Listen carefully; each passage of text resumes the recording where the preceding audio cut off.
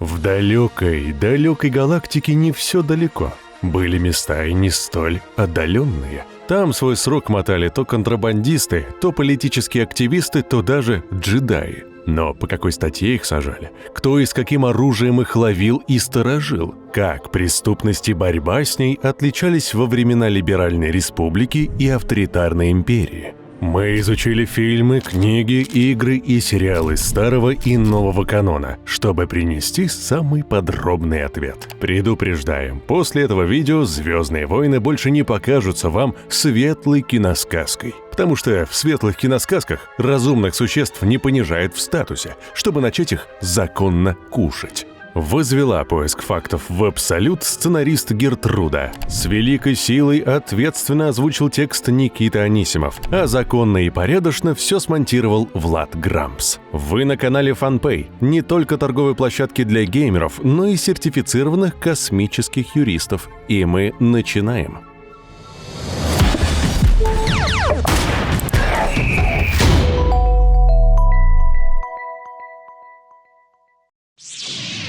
Республика.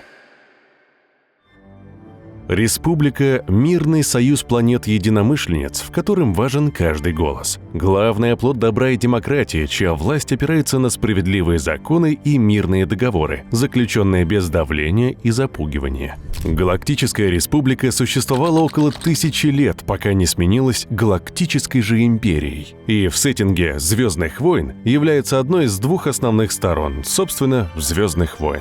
Обычно ее показывают как светлую сторону. Свободное государство, которое за все хорошее и против всего плохого. Не то что темная злая империя, которая прессовала своих граждан чисто по приколу и где всем жилось плохо и грустно. По крайней мере, такой образ создавался в фильмах. В расширенной же вселенной все не так однозначно, что в новом каноне, что в старом.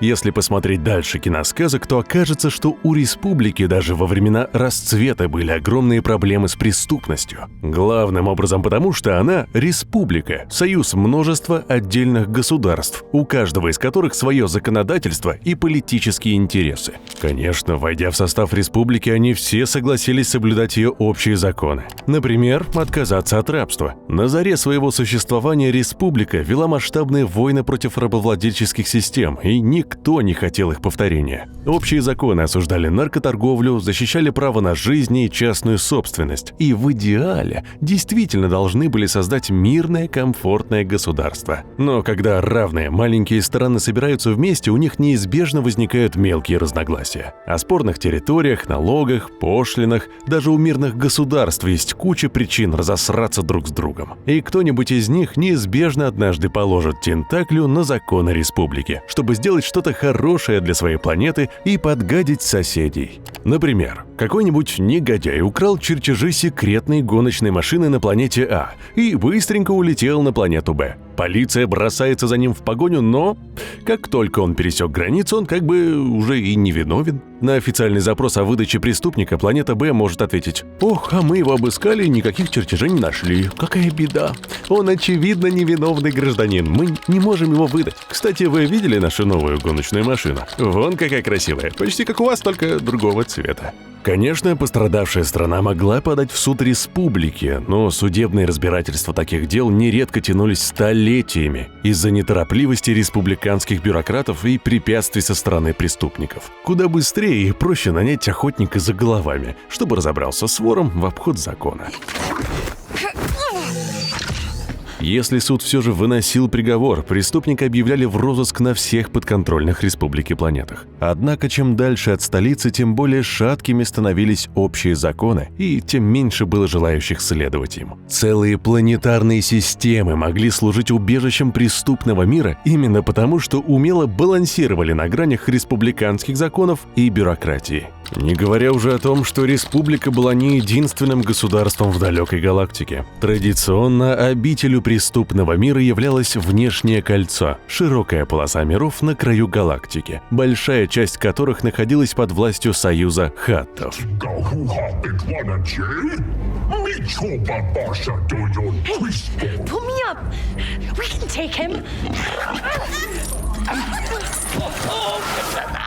Традиционно в них царили беззаконие и разврат, рабство и наркоторговля, блеск высокотехнологичных дворцов богачей и нищета дикарей на захваченных мирах. Ничто не преступление, если тебе было весело, если ты достаточно богат или умеешь метко стрелять.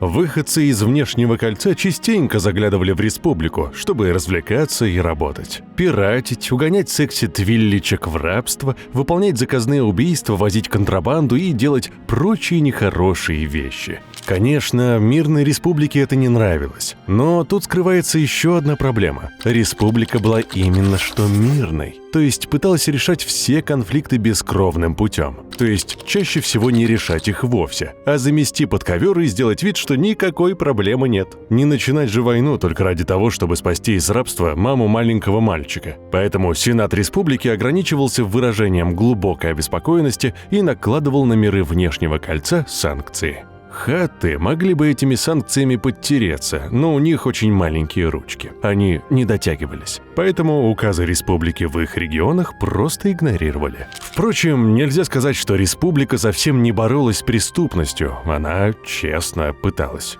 Прямо как мы честно пытаемся притворяться, что в этом видео нет никакой рекламной интеграции пополнения Steam на FunPay. Или если мы интегрируемся сами в себя, то это не реклама, а 18+ контент? Редактор, ты попытался в рекламу, но что-то пошло не так. Возьми себя в руки, мужик.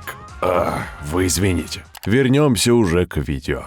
Мелкими преступлениями, вроде бытовых убийств или карманных краж на блошином рынке, занималась полиция. Как и законы, у каждой планетарной системы она была своя. Обычно это были люди.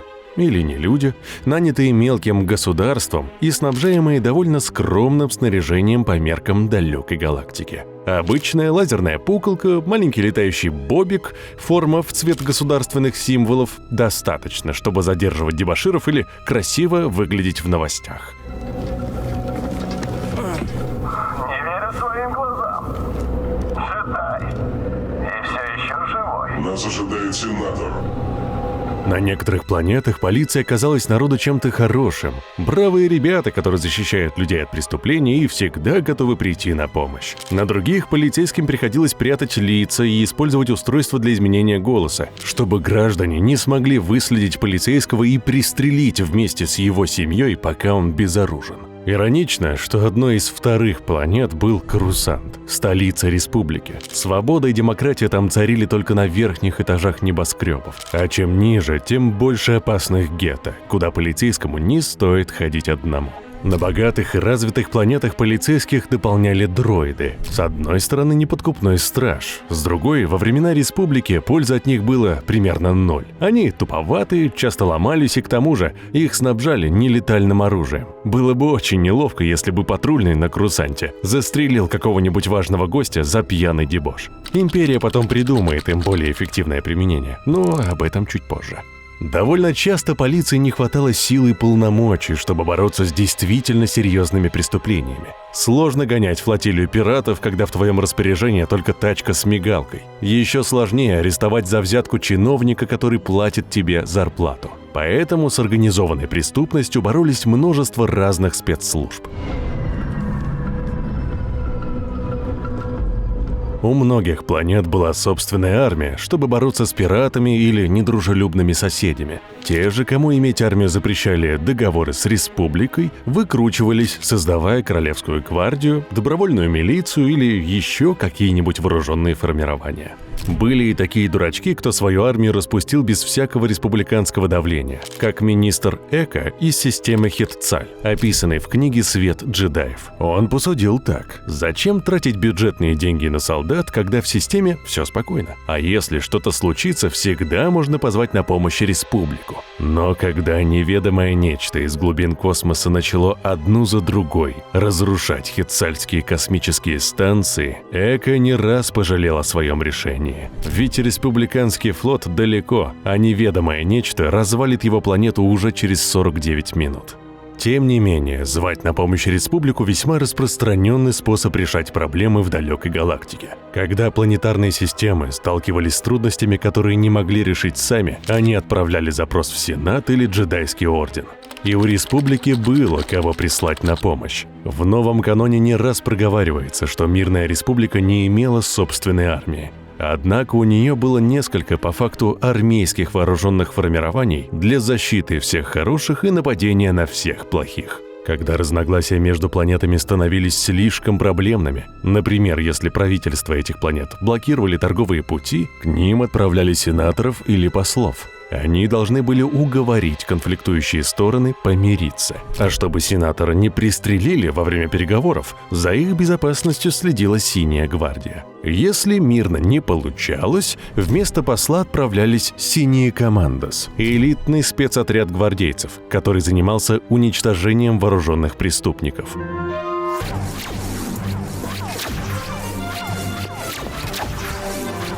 Если маленького отряда командос не хватало, то в дело вступал флот, коалиция обороны республики, судебные силы и прочие им подобные. За 1000 лет республика сменила немало заменителей постоянной армии. Их целью становились пираты, мафия, террористы, контрабандные корабли, продажные чиновники с личной армией. Все крупные шишки, с которыми не могла справиться обычная полиция. Для эффективной работы у флота были военные корабли, истребители, боевые дроиды и очень широкие полномочия их применять. Если полиция задерживала преступников, выписывала им штрафы или отправляла в тюрьму, то при столкновении с заменителем армии преступники обычно оказывались убиты при задержании. Выживших ждал суд. Судебные силы соответствовали своему названию и занимались судами тоже. Они же перевозили преступников в тюрьмы. Отправляясь на помощь страдающей планете, корабли обычно брали с собой не только пушки, но и гуманитарную помощь – врачей, лекарства, еду и все, что может понадобиться в критической ситуации. Они также следили, чтобы планетарные системы придерживались законов республики и не ссорились друг с другом, что в их исполнении частенько звучало как «не ссорьтесь, пожалуйста, а то мы разнесем вашу планету орбитальной бомбардировкой». На заре существования республики ее военные вполне могли устроить региональную войну ради принуждения к миру. Занятно, что такой метод применялся в основном к маленьким и неважным регионам. Хотя в республике на словах была демократия, мнение крупных и значимых планетарных систем было важнее мелких и нищих. Со временем моральный облик судебных сил изрядно подпортила коррупция в их рядах. И то, что на помощь страдающим мирам они частенько приходили с большим опозданием. Поэтому ближе к началу первой трилогии фильмов они почти утратили влияние. А во время войн клонов их реформировали и превратили в республиканскую армию, изрядно разбавив клонами. Вместо них главными миротворцами далекой галактики стали джедаи. Прямо как главными миротворцами пополнения Steam стал FunPay. Вот, эта интеграция лучше же получилась. Редактор слишком хочет побывать в видео, вот и пишет сюда, ну, хоть рекламу. Так что не будем его хейтить, он ведь так старается. Если решите пополнить аккаунт с минимальной комиссией на FunPay, то вот посмотрите в видосе, как это просто, и перейдите по ссылке в описании. Сделайте приятно человеку. А я ему скажу, что мы все видим его работу и ценим его существование, а то он загоняется. Вернемся к джедаям. Почти во всех мирах и почти у всех народов джедаи считались почти божественной высшей силой, символом справедливости для одних и смертельной угрозой для других. Простой люд часто смотрел на них с надеждой, как на бога из машины, который явился, чтобы сделать всем хорошо. А для мелких преступников появление джедая в планетарной системе могло быть поводом свалить куда подальше, чтобы не попадаться ему на глаза. Уходи. К тому же один джедай может заменить целую армию, а стоит все еще как один джедай. Для Сената поздней республики экономия была гораздо более значимой причиной отказаться от судебных сил, чем коррупция в их верхах. Впрочем, на помощь по вызову они отправлялись не в одиночестве. Часто джедая сопровождал его ученик, команда врачей или исследователей, а порой и группа вооруженных солдат. Распространенный джедайский транспорт, шаттл Т-6, был достаточно просторным, чтобы вместить небольшой отряд. А на помощь системе Хетцаль, той самой с распущенной армией, джедаи прилетели на километровом космическом крейсере, набитом гуманитарной помощью и боевыми истребителями. Джедаи имели полномочия республиканских правоохранителей и могли браться за расследование любого преступления, какой посчитает нужным их храм или отдельный джедай лично.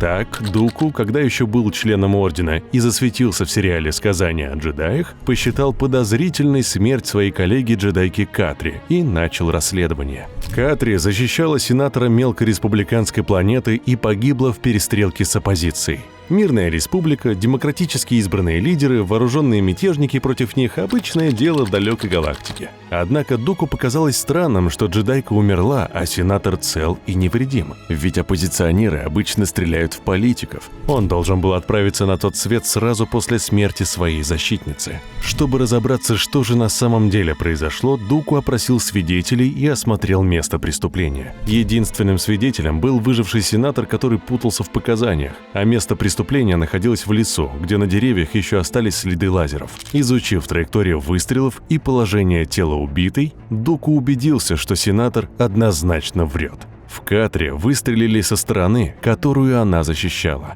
Поначалу Дуку решил, что убийцей был сенатор, однако как только он собирался как следует надавить на политика, того пристрелила собственная охрана. Как оказалось, оппозиционеры взяли сенатора в заложники и переоделись в форму его личной стражи. Все ради того, чтобы тот перестал распродавать государственную собственность соседним микрогосударствам и отменил запланированные сделки. А поскольку джедайка возражала против недемократического захвата власти, ее устранили. Устранили бы и Дуку, но он орудовал световым мечом более умело, чем его коллега. Большинство бунтарей пали в битве с джедаем, а оставшиеся сдались и вскоре отправились в тюрьму. Напоследок обвинив Орден в том, что джедаи защищают коррумпированных политиков и богатеев и совершенно не заботятся о благополучии простых граждан. В словах мятежника с мелкой планеты была огромная доля истины. Джедаи действительно чаще всего занимались политическими делами, защищали сенаторов, умиротворяли конфликты между монархическими династиями, решали разногласия между планетарными системами или крупными корпорациями и действительно часто принимали сторону уже устоявшейся на планете власти, закрывая глаза на ее мелкие грехи. Только если правитель творил уж совсем аморальные штуки, вроде массовых убийств мирных жителей ради устрашения, Орден лишал его своей поддержки. И здесь может показаться, что все противники законников в «Звездных войнах» — это заговорщики, политические оппоненты и бунтари. Но нет. Обычных бандитов тоже хватало.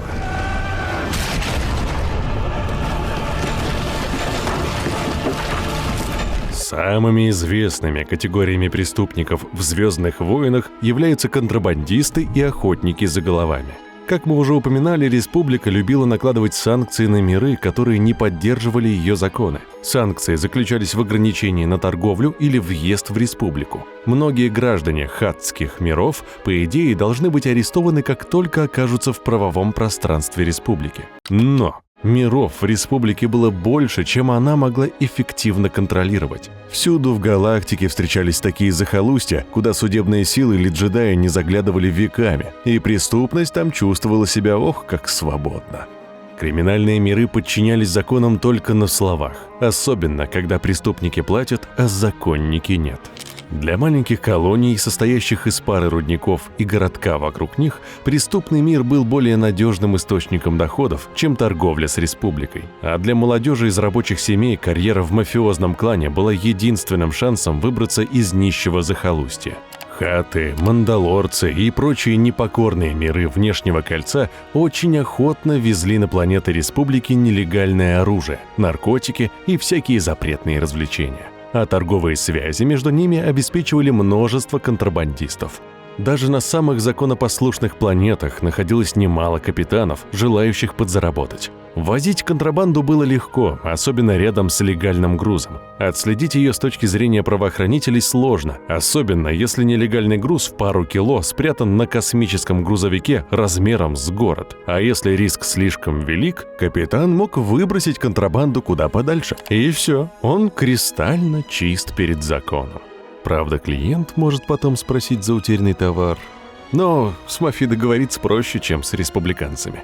Некоторые контрабандисты целиком и полностью находились вне закона и совершенно этого не стеснялись. С полицейскими они говорили только бластерами и корабельными пушками, а базироваться предпочитали на неподконтрольных республике планетах внешнего кольца. Часто они сбивались в синдикаты, чтобы защищать друг друга и выглядеть внушительно перед мафией. Например, синдикат Калдана занимался торговлей оружием, самой опасной контрабандой в республике. Сенат тщательно следил за его поставками и порой вовсе запрещал маленьким планетам вооружаться. Перевозчиков нелегальных пушек ловили особо усердно, поэтому удержаться в этом бизнесе могли только самые умелые контрабандисты с хорошим снаряжением и опытом. Особенностью синдиката Калдана являлось и то, что он состоял из расистов. В него принимали только людей, потому что другие расы считали врагами человечества. Синдикат пайков состоял только из пайков, гуманоидной расы с планеты Обадия. Но особого расизма в этом не было, просто на Обадия гражданами, способными вступать в какие-либо организации, были только пайки. Все остальные расы привозились на планету как рабы для спайсовых шахт. Синдикат пайков входит в другую преступную организацию – картель наркоторговцев, главная штаб-квартира которой находилась на Корусанте. Общегалактическая наркоторговля управлялась из подземного мира столицы республики. И ни Сенат, ни джедаи ничего не могли с этим сделать. Или не хотели. Торговля наркотой явно не казалась Сенату столь же опасной, как торговля оружием. У преступных синдикатов часто были собственные гербы и метки-татуировки, которые набивали себе его члены. Например, члены Черного Солнца рисовали себе черное солнце, признак крутости в мирах внешнего кольца. А в мирах республики это был сигнал, что чувака с такой татуировкой можно сразу сажать в тюрьму.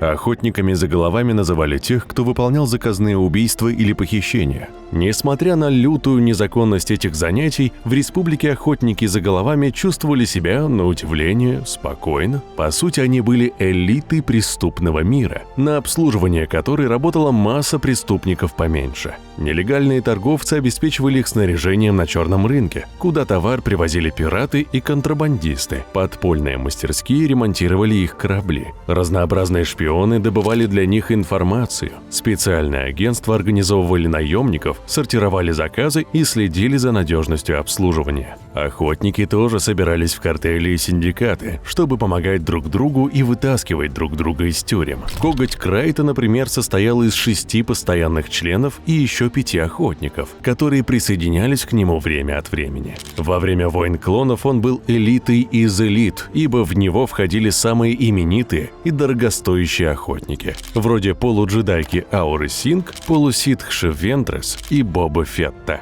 Забавный факт. У преступников в далекой галактике была собственная соцсеть HunterNet, где абсолютно любой мог разместить заказ для охотника. В комиксе Джанго Фетт, когда за голову того самого Джанго была объявлена огромная награда, у всех мутных типов в мутном баре прозвонило уведомление. Стало быть, у них даже есть подписка на самые дорогие контракты. Может возникнуть вопрос, если у преступников был свой интернет, то почему правоохранительные органы не пользовались им? Ведь можно было бы оформить заказное убийство, а потом поймать исполнителя прямо на месте преступления и отправить его в тюрячку. Можно было, но тут две проблемы. Первое. Преступники любили кучковаться в мирах, где местная полиция закрывала глаза на объявление о розыске. Как и на перестрелку посреди улицы, которая обычно случалась, если залетный правоохранитель пытался напомнить местным о законах. Вторая. Брать заказ от легавых для порядочного охотника за головами не камильфо. Умные охотники предпочитали работать с проверенными заказчиками, синдикатами или агентствами, а глупые обычно умирали на первом же заказе.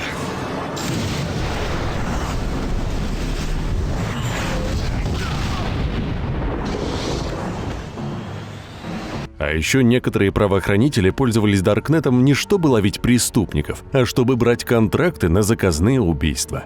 Особенно этим промышляли тюрьмы. Если в тюрьму попадет какой-нибудь негодяй, за голову которого преступный синдикат назначил награду, охранники могли по-тихому кокнуть его и поделить деньги. А если синдикат охотников прилетит вызволять своего товарища, гораздо выгоднее не устраивать с ним перестрелку, где и помереть недолго, а просто продать им заключенного.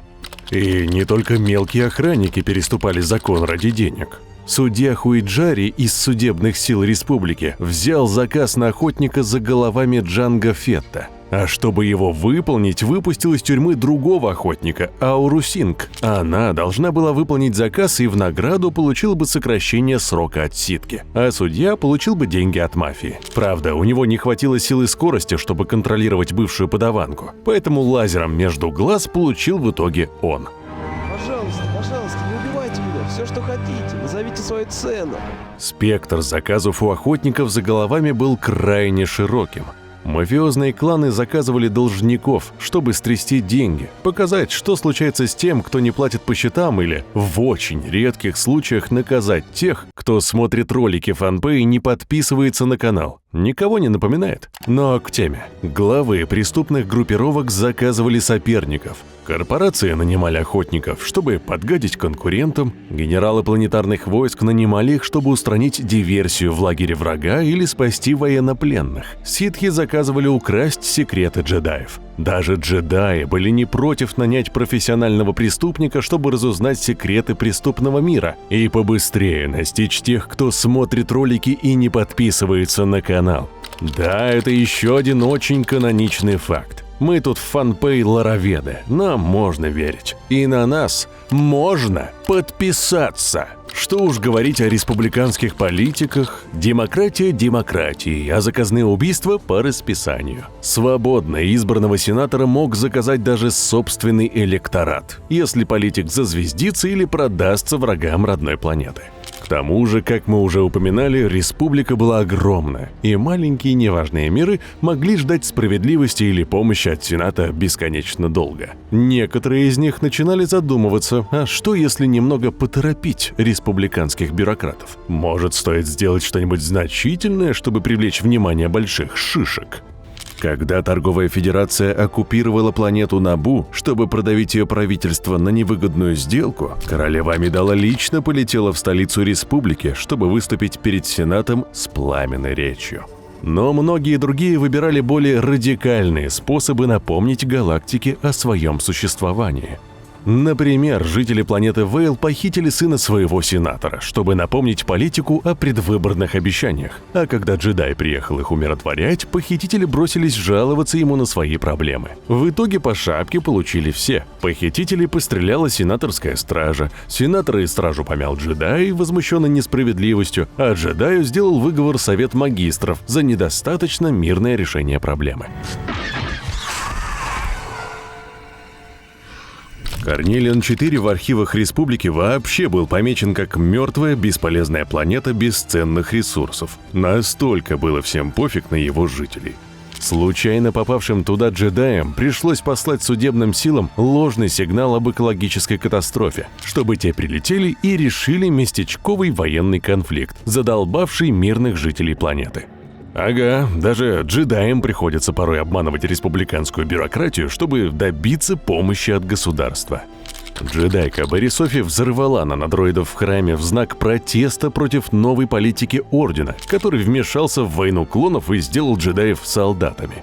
Обитатели далекой галактики очень уж любили грохнуть побольше народу, чтобы привлечь внимание больших политиков к какой-нибудь проблеме, даже джедаи.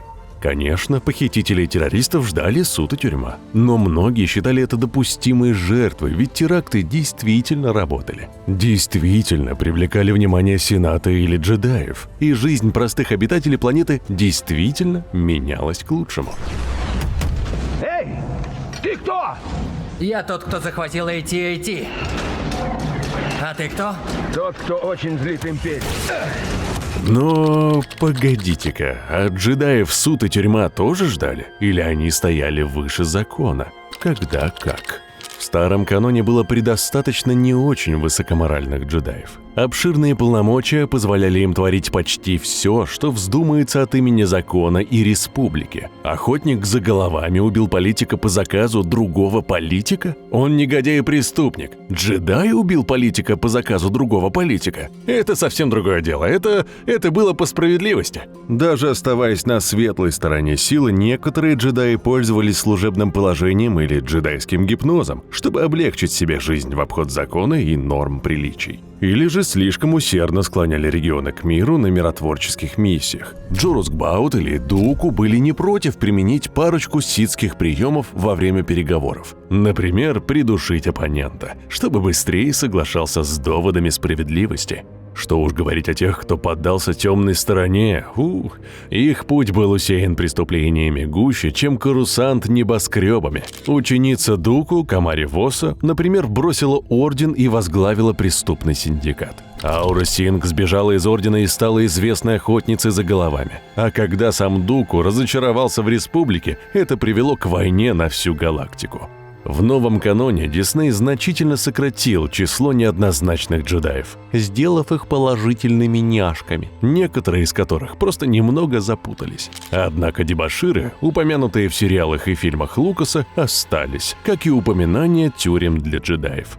Джедаевские законы в общих чертах повторяли законы республики, но с некоторыми оговорками. Все же джедаи часто вмешивались в крупные конфликты, а когда говорят пушки, законы молчат. В мирное время орден крайне не одобрял убийства, даже вооруженного преступника. Считалось, что его надо поймать живым и передать честному суду. Но устроить массовую резню на войне – это совсем другое дело. Это ради блага республики.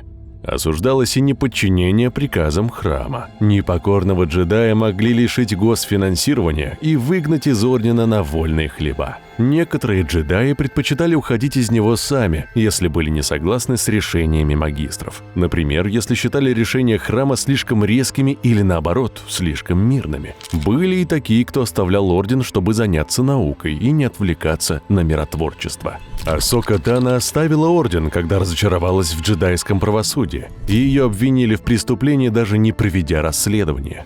А Комок Витус из диснеевской книжной серии «Высокая республика» ушел из ордена, когда понял, что джедаи гонятся за невозможной целью, пытаясь удержать справедливость по всей галактике. Галактика большая, а джедаев слишком мало.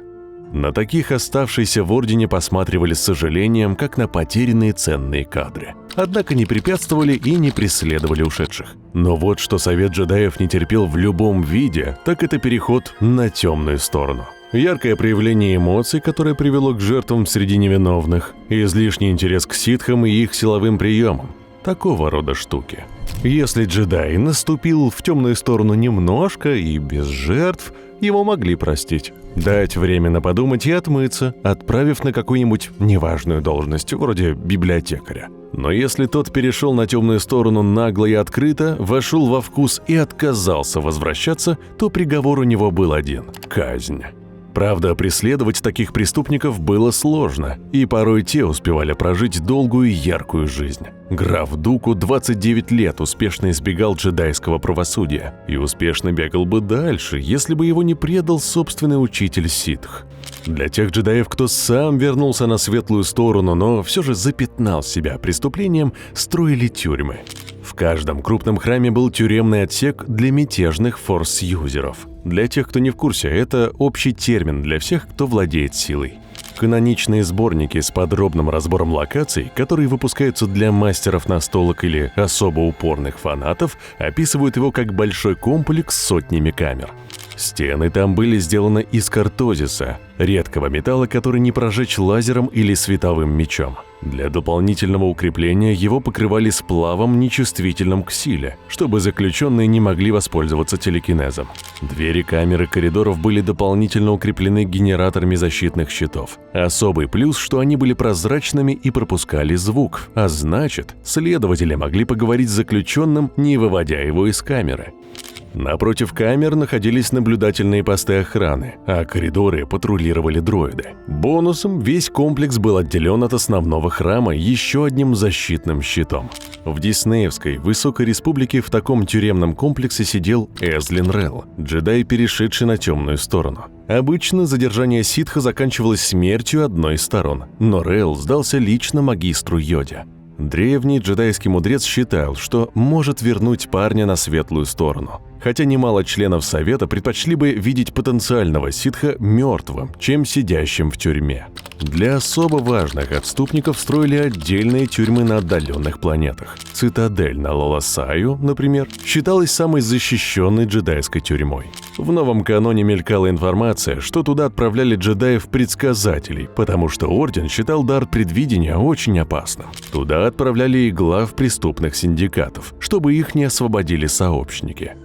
На газовом гиганте Сассония джедаи построили парящую крепость-тюрьму только для одного заключенного – Звездного Чудака. Занятно, что к нему у закона не было никаких претензий, кроме того, что он иногда пугал космических путешественников своим существованием. По смутным упоминаниям неясно даже, был ли он разумным существом или просто непонятной тварью из глубин космоса.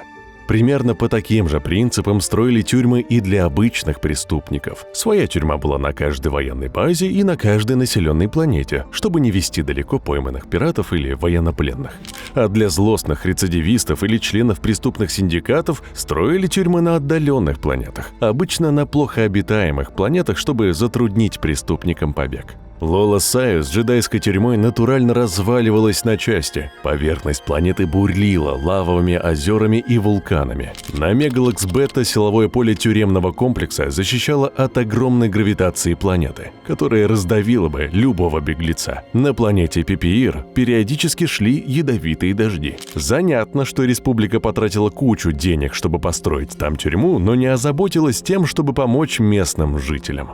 Нередко местность вокруг тюрьмы была заминирована, входы и взлетные площадки охраняли автоматчики, а коридоры внутри патрулировали боевые дроиды. И даже так преступники умудрялись сбегать. В основном члены группировок и охотники за головами, чье снаряжение и обслуга могли обойти придумки республиканцев.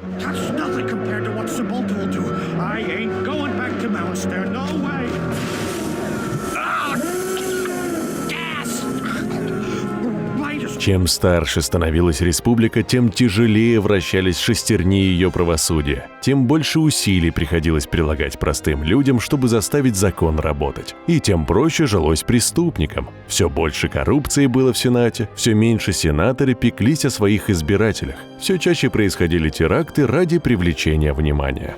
Когда канцлер Палпатин объявил, что реформирует республику в империю, его речь встретили аплодисментами. Многие законопослушные миры устали от республиканской бюрократии и были рады любому изменению. И поначалу империя оправдывала их ожидания. Империя.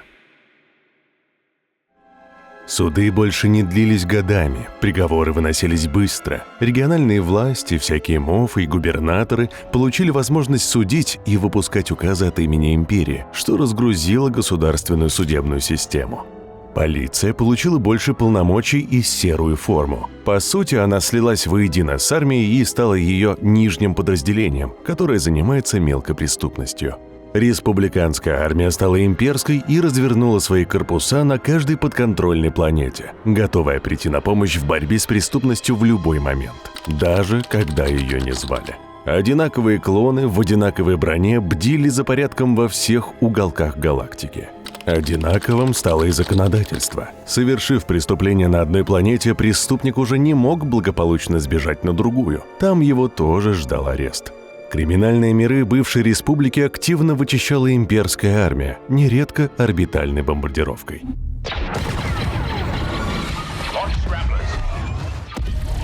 Те захолустья, которые сами честно встали на сторону правосудия, быстро превращались в нищие рабочие регионы, похожие на тюрьмы под контролем империи. В таком, кстати, работал Кэл Кэстис в игре Fallen Order. Поначалу граждане были только рады. Новости рассказывали им об успешной борьбе с преступностью. Количество политических терактов сократилось. Столицы и ближайшие к ней миры действительно стали безопаснее. Но ненадолго. Довольно быстро выяснилось, что променявшие свободу на безопасность не получат ни свободы, ни безопасности. С каждым годом законы империи становились все более суровыми и все очевиднее защищали не граждан от преступности, а империю от граждан. Имперский уголовный кодекс делил преступления на 5 классов. В 5-м находились самые незначительные, вроде порчи чужой собственности. Они карались штрафами или несколькими месяцами тюрьмы. В 1-м самые значительные, вроде политического теракта, вооруженного мятежа, пиратства и нападения на военные базы. Одинаковые поступки могли оцениваться по-разному в зависимости от мотива их совершения и политической принадлежности пострадавших. Строже всего империя карала преступления против режима или его представителей. Просто своровал булочку в магазине? Не беда, отсидишь несколько месяцев или заплатишь штраф. Своровал булочку у имперского офицера? Поедешь в трудовой лагерь на несколько лет за дискредитацию имперской армии. Понял? С каждым годом список преступлений против режима увеличивался. Выходили новые запреты, указы, борьба с оппозицией становилась все более яростной, а имперские верхи все более параноидальными. Всего за несколько лет в список тяжких преступлений добавились антиимперские высказывания, оппозиционные плакаты, сатира на имперских политиков, любое публичное осуждение действий правительства или поддержка оппозиции. Андер из одноименного сериала отправился в трудовой лагерь на 6 лет за антиимперские высказывания. В книге «Наследник джедаев» упоминается музыкальная группа, которая спела юмористическую песню про Дарта Вейдера и в полном составе уехала на рудники за дискредитацию власти. Песня «Ладжун», упомянутая в рассказе «Конец истории», была запрещена в империи за положительный образ джедая. Джедаи и все, что с ними связано, тоже были запрещены. Любое упоминание их в положительном свете могло трактоваться как поддержка оппозиции.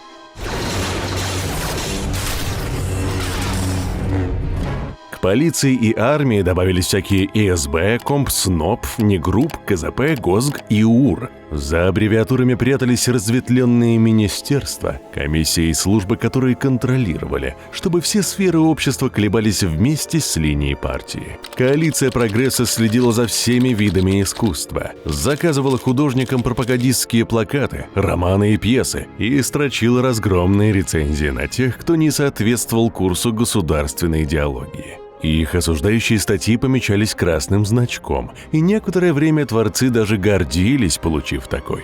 У оппозиционно настроенной публики это считалось знаком качества. Если империя что-то осуждает, значит это однозначно хорошее произведение. Но потом за негативными рецензиями потянулись аресты, и гордости у творцов поубавилось. Комиссия по сохранению нового порядка была по факту министерством пропаганды, служители которого формировали идеологически верное информационное поле. Они контролировали все ветви Хелонета, новости и локальные чаты, в том числе и Даркнет. Служба разведки искала предателей и недостаточно лояльных среди имперских служащих. Она же посылала шпионов в негосударственные организации, чтобы выискивали потенциальных оппозиционеров среди гражданских. Имперюгент следил за образованием и воспитанием, за школами и учителями, которые должны были растить новых граждан империи и не рассказывать им всякое непотребство. Впрочем, подростки любят бунтовать. Даже на лояльных мирах дети из неблагополучных районов сбивались в уличные банды. Иногда их ловили и отправляли в детские лагеря на перевоспитание. Но чаще они вырастали и пополняли мафиозные кланы.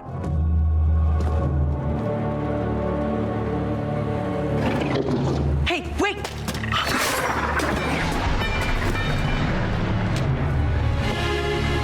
Кстати, помните полицейских дроидов? Империя нашла им отличное применение – шпионаж. Маленькие разведчики, похожие на летающий шар, выполняли роль камер наблюдения. Разведчики побольше, ID-9 и 10, обладали маленькими ручками, чтобы пробираться в запертые помещения или переносить легкие предметы. Совсем большой дроид Гадюка засветился еще в оригинальной трилогии. Благодаря мощному передатчику он мог отправлять данные на космические корабли на орбите. Его часто использовали для поиска повстанцев.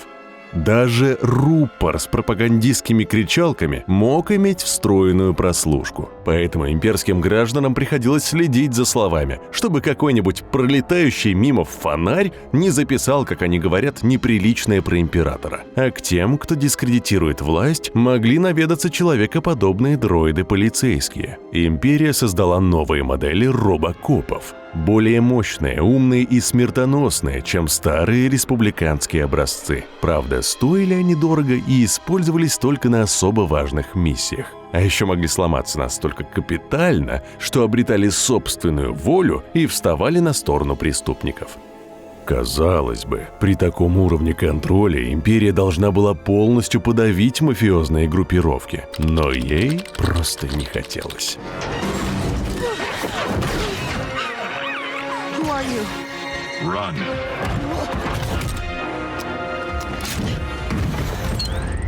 I said, run.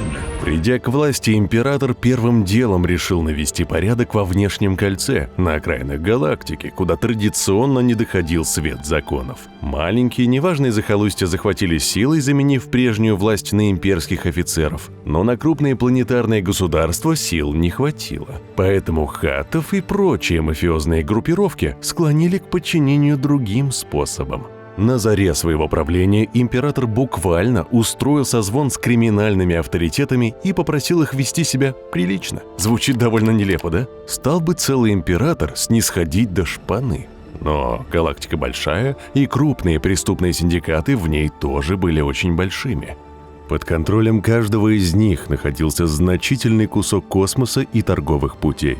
А их главами нередко становились потомственные дворяне, герцоги и короли, правители своих миров. Встреча с ними для императора была подобна встрече с сенаторами. Разве что преступные синдикаты оказались более сговорчивыми, ведь им позволили свободно заниматься криминальными делами. Возить контрабанду, торговать наркотой и твилечками, но с одним условием – они должны были сотрудничать с империей и не трогать ее представителей. Грабить имперские суда однозначно нельзя. Грабить рандомного гунгана-торговца? Да и пофиг на него. Конечно, местная полиция пыталась ловить пиратов, но далеко не так усердно, как повстанцев или авторов политических карикатур. В итоге между преступным миром и империей образовалось взаимовыгодное партнерство. Синдикат Краймера, например, как и многие другие, охотно сливал имперской разведке информацию о повстанцах и врагах народа. А когда синдикат Пайков столкнулся с восстанием рабов, империя охотно помогла его подавить. Да, работорговля перестала считаться преступлением. Контрабандистов тоже ловили не очень старательно. Хан Соло – отличный тому пример. Имперцы вычислили, что он вез нелегальный груз и пустились в погоню. Но как только он выбросил контрабанду в открытый космос, все претензии к нему испарились. Нет контрабанды на корабле – нет дела. Тогда как стоило хану постоять рядом с повстанцами, как целый Дарт Вейдер озаботился его поимкой. Для этого он нанял несколько охотников за головами, в том числе и Бобу Фетта. В старом каноне после поимки контрабандиста Фетт отвез его замороженную тушку другому своему нанимателю, Джабби Хатту, который заплатил охотнику 250 тысяч кредитов, что весьма дохрена. Для сравнения, сам Хан Соло запросил у Кеноби и Люка 10 тысяч кредитов за свою помощь, и уже это считалось смехотворной большой суммой, которую две деревенщины никогда не смогли бы достать. Но Джабба так расщедрился не потому, что ему был особо нужен мелкий контрабандист. Фетт по факту доставил ему подарок от самого Вейдера, правой руки императора, символ, что империя одобряет действия Джаббы и превозносит его над другими мафиози. Достойная оплата должна была показать, насколько Хатт рад этому подарку. В том, что Вейдер нанял охотника за головами, не было ничего необычного или противозаконного, в отличие от времен Республики, где за подобный заказ могли присесть и наниматель, и исполнитель. При империи охотники за головами легализовались и фактически стали помощниками полиции. Государство щедро платило за головы врагов народа. А лицензированные наемники имели доступ к полицейским базам данных, чтобы брать заказы на преступников, как только им выносился заочный приговор. Проверка данных. Бентрикс Фасти разыскивается Министерством уголовного розыска. Награда 50 тысяч. Вся информация предоставляется в тюремную администрацию. Многие охотники, попавшие в тюрьму при Республике, были выпущены империей в обмен на сотрудничество. Впрочем, дружба империи с мафией была довольно неровной. Во-первых, старожилы преступного мира разочаровались в нем. Поначалу империя обещала одинаковые льготы всем, но спустя несколько лет главы синдикатов начали подозревать, что клан Хаттов получает больше всех остальных, а это привело к разладу в их союзе и взаимным обидам. Во-вторых, потому что выросло новое поколение преступников. Те самые дети из уличных банд, которые видели беспредел штурмовиков или потеряли родителей из-за репрессий. Выходцы из детских лагерей, которым имперюгент привил не патриотизм, а ненависть к режиму. Крайне нелояльная публика, которая терпеть не могла империю и Палпатина лично. Собравшись в серьезные взрослые банды, они с огромной охотой грабили имперские суда и тех, кто сотрудничает с государством. Появлялись даже идейные главари, которые пытались объединить кого-то там с кем-то и вдохновить на войну с империей. Но получилось плохо. Преступный мир изначально был крайне недружным. К тому же под маской главы синдиката порой прятался товарищ майор, шпионивший за мафией, ссоривший кого надо и устранявший кого не надо. Поэтому вместо войны преступного мира с империей получилась война синдикатов. Вяло текущая борьба всех против всех, от которой выиграли только охотники за головами, бравшие заказы от мафиозных кланов друг на друга и от империи на мафиозные кланы. А то и все вместе почти одновременно.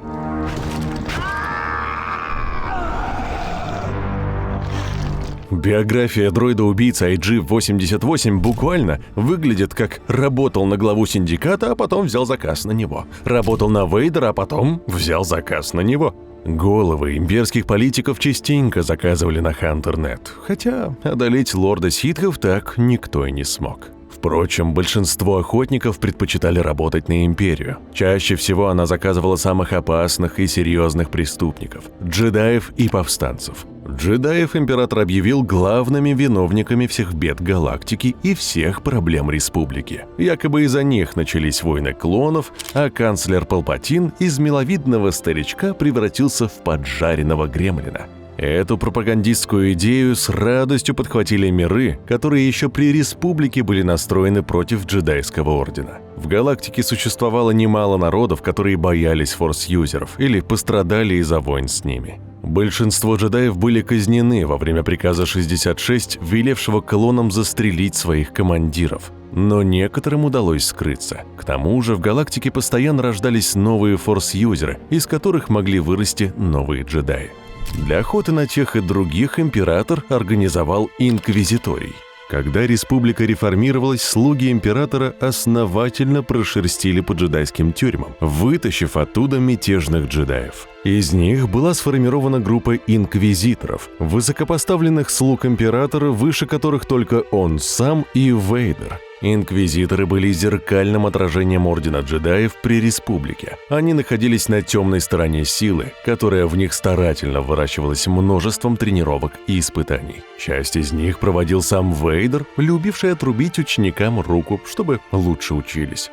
В отличие от джедаев, которые уважали законы республики, инквизиторов не сдерживало ни законодательство, ни формы приличия, ни политическая выгода. Им позволялось абсолютно все. Воруй, убивай, люби гусей, если найдешь их в далекой галактике. Они могли казнить без суда и своих, и чужих, или устроить резню, просто потому что стало скучно. Твой меч, неужели?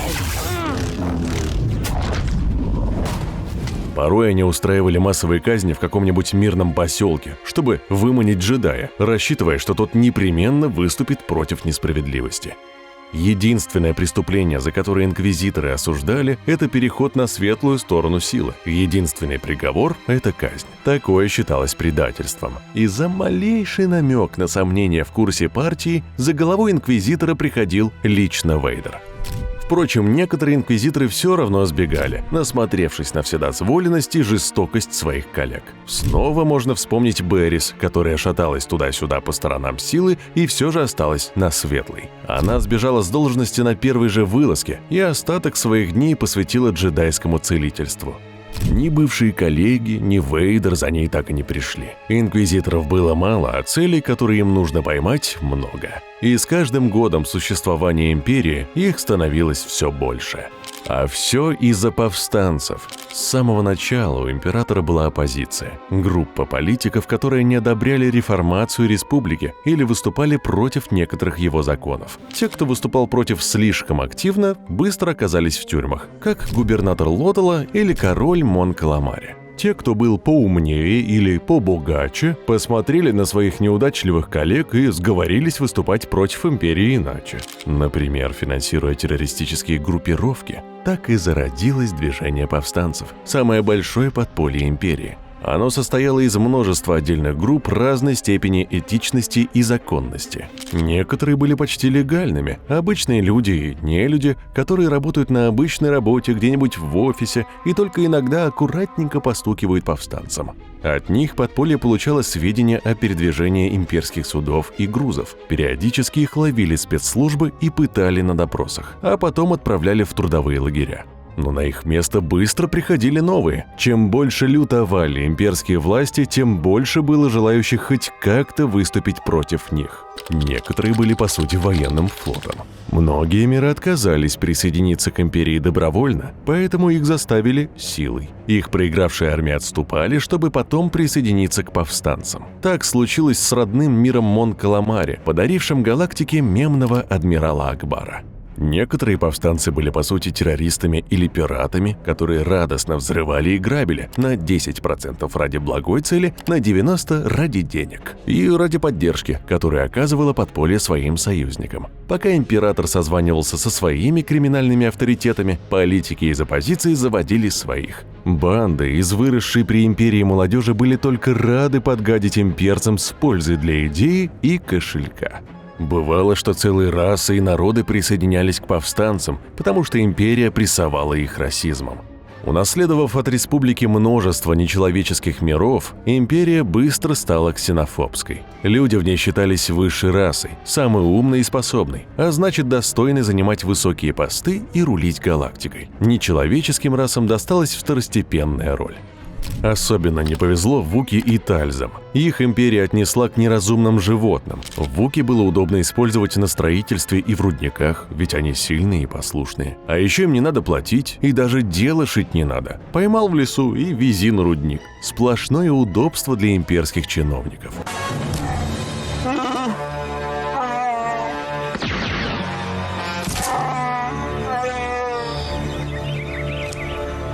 Гранд Мофф, оккупировавший Кашиик, родную планету Вуки, вовсе любил охотиться на них ради развлечения. При республике это считалось бы преступлением, но в империи приравнивалось к обычной охоте на животных. А тальзы были маленькие и бесполезные в строительстве, но вкусные. В имперских верхах их мясо считалось редким деликатесом. Множество вуки были заключены в трудовые лагеря, где часто умирали от пыток, плохой еды, производственных травм и отсутствия медицины. Порой повстанцы узнавали о строительстве новой базы именно по поставкам дешевого корма. А если куда-то везут много дешевой еды для вуки, значит, пора наведаться туда и что-нибудь взорвать, убив сразу двух зайцев, остановить имперскую стройку и набрать кучу сильных бойцов в повстанческую армию. При империи у вуки было два пути – либо присоединиться к повстанцам, либо умереть в трудовом лагере. Поэтому они бежали в подполье при любом удобном случае. А удобных случаев было немало, ведь империя знатно реформировала республиканскую тюремную систему. Для республики тюрьма была дыркой в бюджете, куда утекали деньги налогоплательщиков, а для империи она стала главным источником рабочей силы. Тюремные комплексы на малообитаемых планетах превратили в фабрики, где делали детали для военных кораблей, оружия и дроидов. На Наркина-5, например, стояли сразу 7 заводов, делающих крепежи для лазеров, что очень огорчало туристов, которые приезжали на водный мир рыбачить. Империя не заморачивалась с экологией, и ее фабрики серьезно загрязняли окружающую среду. Рядом с рудниками и шахтами часто строили трудовые лагеря, чтобы отправлять заключенных добывать ресурсы. О безопасности работников там не заботились тоже. Зачем лечить больных, если государство каждый день привозит новых музыкантов и бунтарей? Нередко срок жизни заключенных в шахтах был меньше, чем срок их заключения. труд заключенных использовался на строительстве военных баз и космических станций. Звезду смерти строили вуки, сидящие в тюрьме на ней же. Вместе с ней они и взорвались, когда повстанцы уничтожили имперскую вундервафлю. У империи даже существовали особые мобильные тюрьмы, связанная группа кораблей, которая перевозила заключенных от планеты к планете, туда, где требовался их труд. Репрессии против художников и музыкантов были точечными и случайными. Часто они зависели от настроения конкретного штурмовика или судьи, но как только заключенный попадал в тюрьму, имперская система правосудия подходила к его распределению крайне рационально. Сильные вуки отправлялись туда, где нужно поднимать тяжести. Туда же отправлялись дроиды. Да, в далекой галактике дроиды могли обрести разум и самостоятельность и присесть за дискредитацию власти. Хилые музыканты на рудники, где помрут за год-два, чтобы стать показательным примером для еще свободных коллег. Выдающиеся ученые и инженеры могли сократить себе срок, согласившись работать на имперских проектах, а порой свободного ученого могли добровольно-принудительно отправить на работу в закрытом комплексе, если империя считала, что он там очень нужен. Буйным уголовникам предлагали сократить срок, становясь солдатами. Такие отряды империя посылала зачищать маленькие захолустья и планеты ксеносов. Не так уж и далеко звездные войны ушли от этой вашей вахи. Целый тюремный комплекс Акрискер перевозил таких солдат от одной звездной системы к другой. Правда, неизвестно, удалось ли кому-нибудь из них действительно выйти пораньше. Однажды на комплексе началась эпидемия, и начальство приказало разбить тюрьму о планету вместе со всеми заключенными. Очень часто трудовые лагеря располагались на большой территории, часто не очень освоенной. Заключенных в них было много, а надзирателей мало. В игре Fallen Order тюрьма для Вуки находится буквально в джунглях. Пара шагов в сторону, и ни один шпионский дроид не найдет беглеца. Казалось бы, масса возможностей для побега, но Империя была весьма изобретательна в способах удержать заключенных. Например, государство считало Вуки неразумными животными, но в то же время неплохо изучило их культуру и обычаи. Имперцы знали, что волосатые гиганты очень привязаны к своей семье, а значит, будут очень послушными, если взять часть семьи в заложники. Поэтому в трудовых лагерях часть Вуки трудилась, а часть сидела в особо охраняемых зонах. Для людей и человекоподобных рас были изобретены ошейники со взрывчаткой, которые сдетонируют, если осужденный покинет территорию лагеря или просто не понравится охраннику с пультом. Для негуманоидных рас использовали взрывающиеся чипы.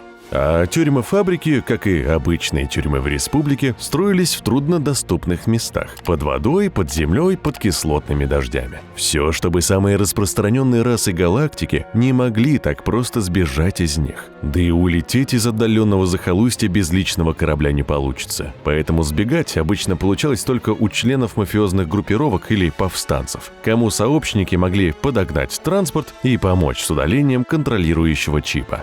С другой стороны, и повстанцы, и преступные синдикаты всегда были рады пострелять в охрану и забрать с собой побольше новых работников, поэтому побеги нередко были массовыми.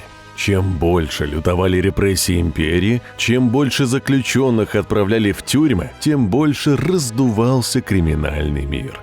Как бы он ни был раздут в республике, она все же могла держать его под контролем, хотя бы на главных своих планетах. А вот империя не справилась. Однажды подполье стало таким большим, что перевесило все компсномы и УУР, и ИББ, устроив государственный переворот. Император упал в шахту и вроде бы насмерть. Имперская армия была разбита. Свобода и демократия восторжествовали. Джедаи вернулись и основали новый джедайский орден. Новая республика родилась. Правда, быстро выяснилось, что родилась она хилой и убогой, а новый джедай Люк не чита своим предшественникам. Это снова была республика, союз отдельных свободных государств, каждая из которых по-своему понимала рамки отдельности и свободности. Единый имперский свод законов отменили, но что написать вместо него, никто толком не знал. Стоит ли осуждать всех бывших имперцев или принять их в республику? Можно ли нанимать охотников за головами, или они злодеи, которых надо сажать в тюрьму? Что делать с синдикатами и мирами внешнего кольца? Вокруг каждого вопроса возникали споры, а порой и вооруженные бои. Никто не знал, что делать и что считать правильным. Новый Сенат не имел такой всеобщей поддержки, как в прежней республике, а имперские мофы и губернаторы вовсе не желали подчиняться демократическому правительству, отбиваясь от его законов армией и звездными крейсерами. К тому же мастер Люк оказался никудышным джедаем. Едва создав собственный орден, он тут же похоронил его, когда попытался зарезать собственного ученика и одновременно племянника. Только потому, что увидел видение, как тот перейдет на темную сторону. Интересно, как бы Люк объяснил его смерть своей сестре Лее? Впрочем, осуществить смертоубийство Люк не успел. Его ученик запаниковал и сбежал, решив, что он будет лучше на темной стороне, чем в таком ордене джедаев. Образ справедливого джедая, на который тысячелетиями молилась вся галактика, всего за несколько лет был разрушен одним деревенским парнем. Но это история события по версии Диснея. В старом каноне Люк не был так тороплив и радикален. Прежде чем создать собственный орден, он потратил около десятилетия на обучение, беседовал с духами прежних мастеров, искал древние артефакты силы и голокроны, в которых хранилась история светлой стороны. Когда Лея и Хан отдали ему на обучение своих детей, их, кстати, было 3, Люк уже был умелым дипломатом и опытным джедаем. Он не раз поддавался эмоциям, а порой даже сам захаживал на темную сторону. Но, будучи главой нового ордена, он понимал, что цель джедая не уничтожение всех ситхов, а поддержание мира и справедливости, хотя бы в небольшой части галактики. А еще понимал, что с темной стороны всегда есть путь обратно. В каноне Лукаса Люк тоже однажды почувствовал, что кто-то из его семьи перейдет на темную сторону. Но он не побежал резать детей световым мечом, а проверил подозреваемого в тренировочном бою.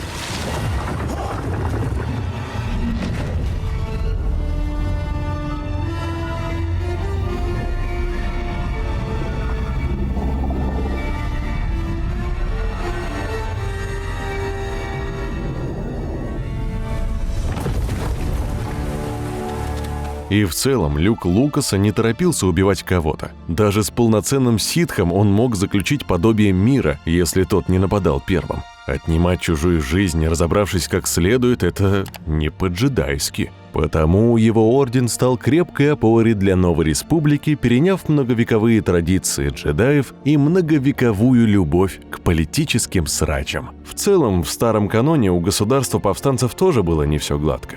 В новом каноне нерешительность новой республики привела к тому, что преступный мир расцвел пуще прежнего. Размах расцветания можно было оценить в сериале «Мандалорец». Пиратские короли свободно захватывали планеты. Гранд-моффы нанимали целые армии охотников за головами, чтобы отбиваться от республики. А разбросанные по галактике осколки диктатуры ждали пришествия наследника императора, чтобы как следует нанести ответный удар, попутно финансируя синдикаты наемников и торговцев оружием.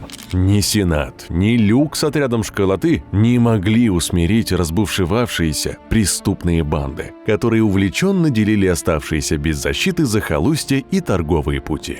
Вместо нового, свободного мира, новая республика получила вялотекущую войну всех против всех, затянувшуюся на несколько десятилетий после падения империи. Но это уже совсем другая история. У нас же на этом все. Финал ролика. Прощание и обещание встретиться еще. Я бы попросил вас подписаться на канал и лайк поставить видео. Но вы с этим и без напоминаний справились, верно? Так что спасибо за просмотр. Пишите в комментариях добрые слова в адрес сценариста Гертруды, монтажера Влада, диктора Никиты и всего остального фанпэя. И до фан-встречи в других видео. Есть 2 стула. Один с силами запрещенными, другой с мечами включенными. На какой сам сядешь, на какой подавана посадишь.